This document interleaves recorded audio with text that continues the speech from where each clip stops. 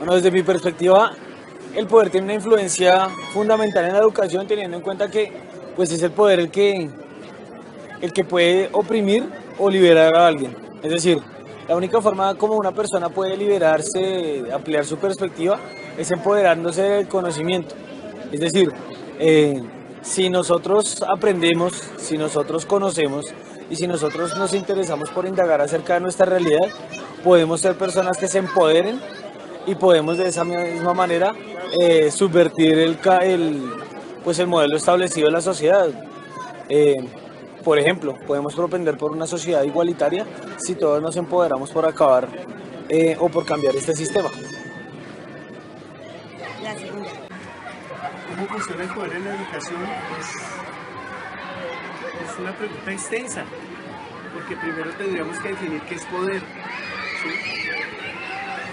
Y el poder, en mi concepto el poder es un término, en mi concepto, el poder es un término negativo, en mi concepto. Uno lee conceptos de muchas definiciones de cosas, pero al final uno va construyendo su propio concepto de todo. Entonces, de acuerdo a todo lo que yo he leído y a la experiencia que tengo, yo he logrado armar mi propio concepto de poder, y el poder, el ser humano históricamente siempre lo ha utilizado para someter al otro, ¿sí? Ese es el poder. Entonces, para mí el concepto de poder es un concepto negativo, ¿sí? Yo como educador pienso en conceptos más de libertad, más de solidaridad, en otros conceptos. Y que si el poder se utiliza en la educación, pues seguramente el que no tenga vocación de maestro utiliza el poder, pero realmente el poder no debe utilizarse en la educación. Porque si estoy hablando que es un concepto negativo, en la educación se deben utilizar conceptos positivos como libertad, como paz, como solidaridad, otras cosas que no es poder. ¿Sí? Seguramente habrán personas que utilizan el poder en la educación, pero creo que no es debido, porque la educación no debe educarse para el poder, debe educarse para liberar. La manera como que la ejercen en la mayoría de colegios no es como la manera adecuada. O sea, siempre están ahí como tratando de presionarnos y haciéndonos como caer en cuenta que todo lo que hacemos y todo lo que nos enseñan lo tenemos que hacer por una nota, simplemente por el plan académico que tenemos que seguir. Digamos que lo que nos enseñan es algo muy estructurado. O sea, no se da como la manera de conocer como a cada estudiante y mostrarnos cómo somos realmente, simplemente mostrar como ese interés por las notas o simplemente hacer las cosas por hacerlas por obligación. Entonces eso hace parte como de esa rutina que siempre tenemos que seguir, tenemos que entregar los trabajos por una nota, por pasar, porque nos vaya bien, pero no se sabe si realmente estamos aprendiendo, si estamos tomando en cuenta lo que sabemos y lo que aprendemos. Educación. El poder en la educación, sencillamente el gobierno y todos los entes que manejan la educación alrededor del país y del mundo hacen un trabajo mancomunado pues, para direccionarlo. ¿Cuál ha sido el error? Que posiblemente ese poder burocrático que tenemos no tiene conocimientos en la educación. Por lo general los ministros y demás tienen una formación completamente diferente a la pedagógica. Entonces digamos que se van más hacia la parte industrial, hacia la parte económica y dejan de lado realmente la parte académica, que es la que debe importar. Fluye de tal manera en que, pongo el ejemplo de que, digamos, en la antigüedad o en tiempos pasados los estudiantes salían de 18 o 21 años y ahora los estudiantes salen de 15 a 16 años.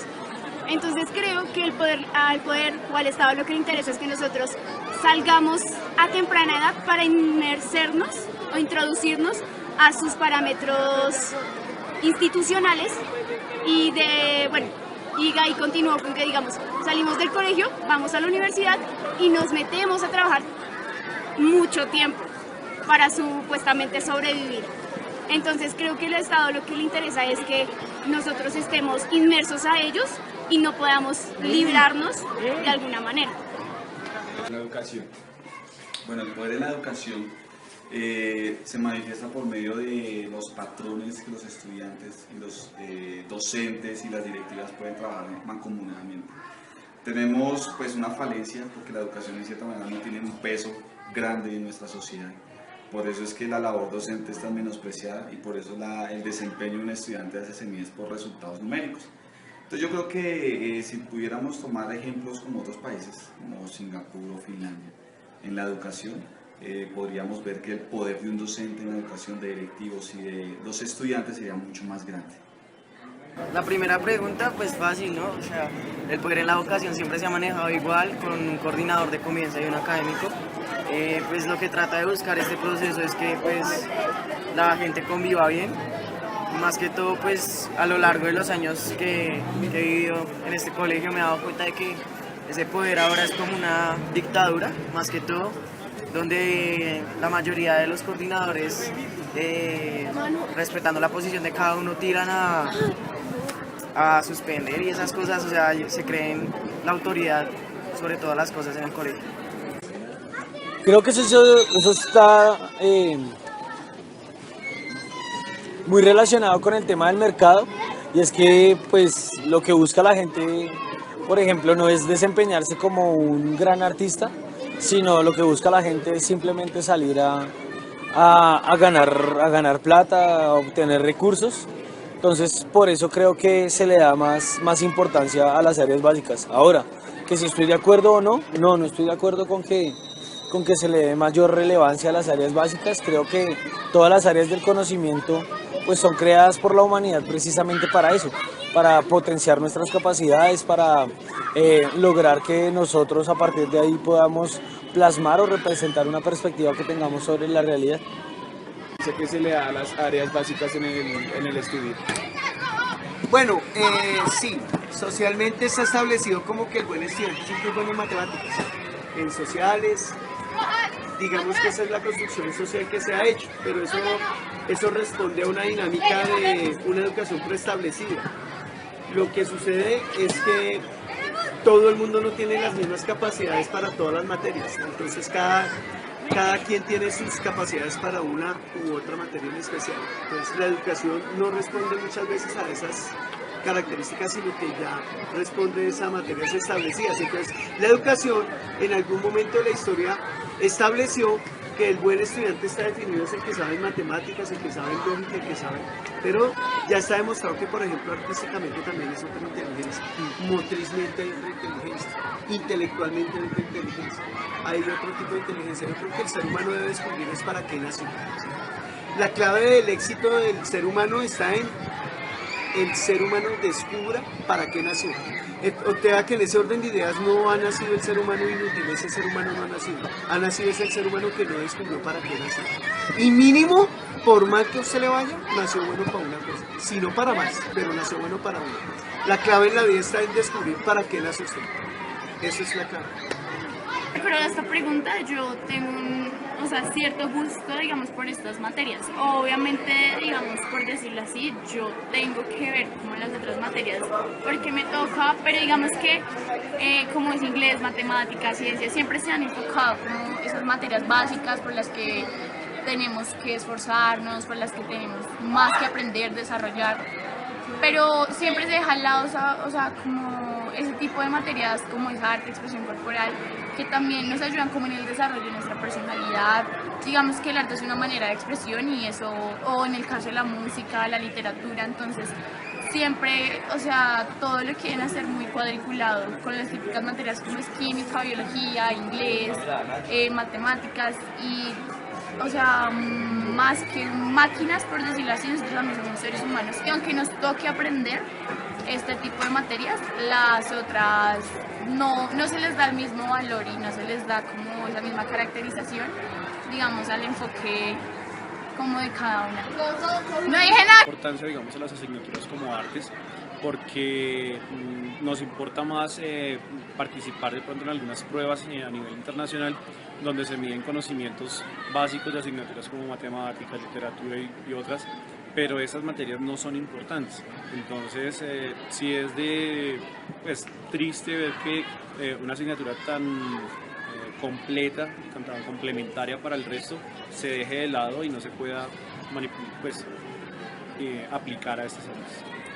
A las materias de lógica y todo lo que es matemáticas, química y esto, se le da mayor importancia por lo mismo que respondí a la anterior pregunta. El Estado lo que le interesa es que nosotros seamos personas de consumo y a nadie le va a servir una persona que estudie arte o filosofía. El Estado lo que necesita es gente que se introduzca en el comercio y en todos esos pensamientos. Eso es una realidad. Las materias importantes artísticas, pintura, música, expresión corporal, no tienen un significado porque nuestro entorno no es vital. Por ejemplo, los estudiantes hoy en día pretenden que el arte sea mucho más fácil, entonces por eso los géneros que ellos escuchan. No van a museos, no hay una interacción con conciertos, con la música clásica, ¿no? Y pues lastimosamente eso es lo que nosotros somos. Ahora, si nosotros llegáramos a tomar, por ejemplo, en Princeton, en la universidad hicieron un estudio y ponían a estudiantes a estudiar música y pintura a la misma par que otros estudiantes estudiaban matemática, biología de un colegio. Y los resultados que arrojaron fueron que los estudiantes que veían música interdisciplinariamente con la matemática tenían mejores resultados, mejores números, digámoslo así, que ellos mismos que habían estado. Entonces, si nosotros llegamos a ver la fuerza de lo interdisciplinar, del arte, con las ciencias, con la lingüística, vamos a arrojar resultados grandes y los países van a cambiar, van a mejorar mucho. Pregunta, pues fácil, ¿no? Vivimos en una sociedad en la que la música, las artes, la expresión corporal no tienen la misma importancia que matemáticas, física y química, porque la sociedad cree que eso no te va a servir para nada en la vida y pues vivimos en una sociedad capitalista que lo que busca es siempre el capital, el dinero y salir adelante mediante eso y pues para ellos, para los que creen que no ganas nada con la música, las artes, la expresión corporal, pues no les importa nada. ¿Ya? Más intensidad horaria que a otras porque en el colegio nos preparan para lo que vayamos a necesitar cuando seamos más grandes en la sociedad, por ejemplo, un inglés o matemáticas, idiomas o algo así. No le dan la importancia suficiente a materias como lo es el arte, la filosofía o la informática, que son cosas que no son necesarias, pero son cosas más para el crecimiento personal.